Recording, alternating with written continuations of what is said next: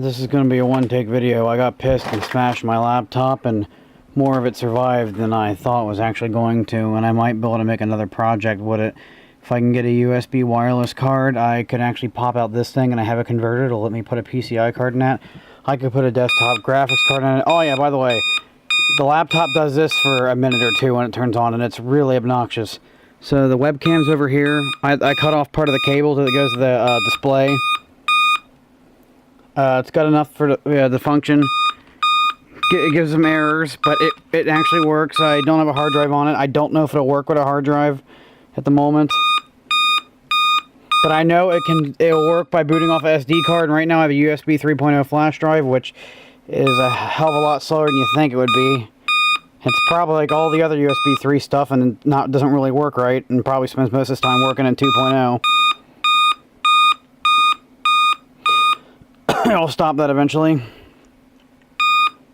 This thing is using HDMI, and this is the only display I have that can use HDMI.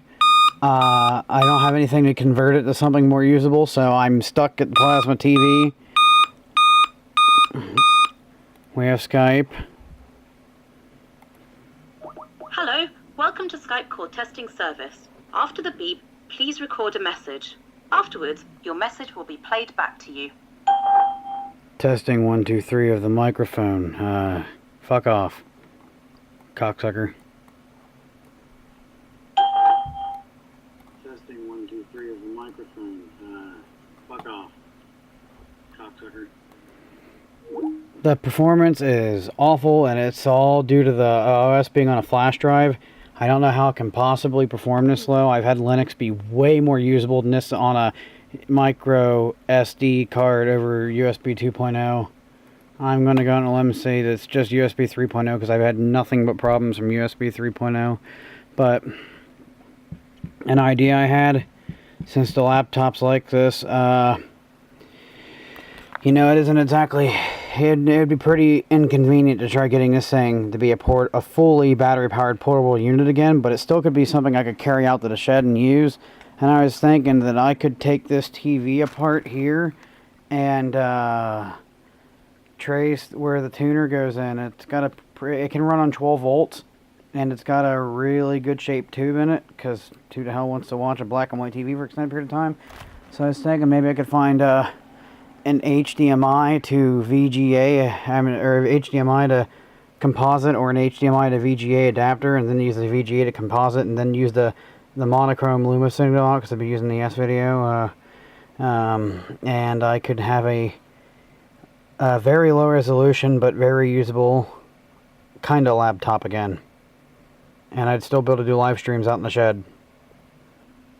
I might need to figure something out with a hard drive, because trying to get a live streaming software to work on Linux is more frustration than I think it'd be easier to get this thing going in that black and white TV and be usable than it would to do the live streaming thing.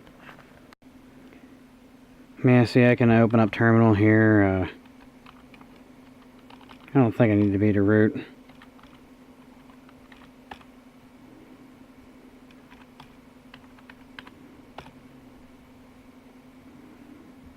Alright, where the hell's the webcam at? Here we go.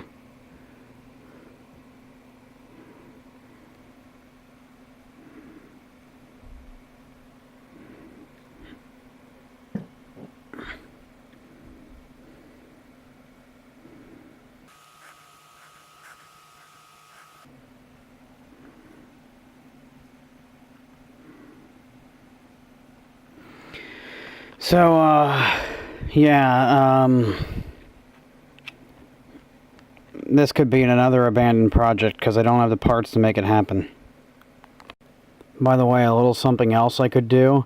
If I had a USB wireless card, I could actually use a graphics card that has S-Video out, because I have a little adapter that can put PCI Express on over here. Which also means I could have a desktop graphics card in here and do better than the Intel and have another black and white gaming computer, I guess. Yeah, that'd be cool. I don't know. I have a graphics card shortage.